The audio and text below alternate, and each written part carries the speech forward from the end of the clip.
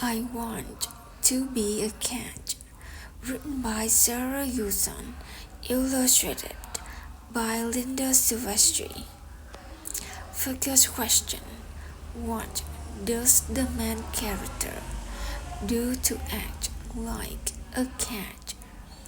Words to know: hunt, jump, movies, purr, scratch, stretch, connections, writing and art. What animal would you like to be? Finish this sentence and draw a picture. I like a science. Think of another pet.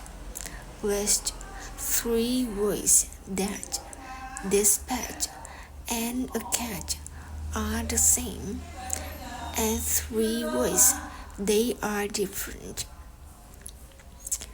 Being a cat can be hard, so I will be a cat. I nap like a cat. I scratch like a cat.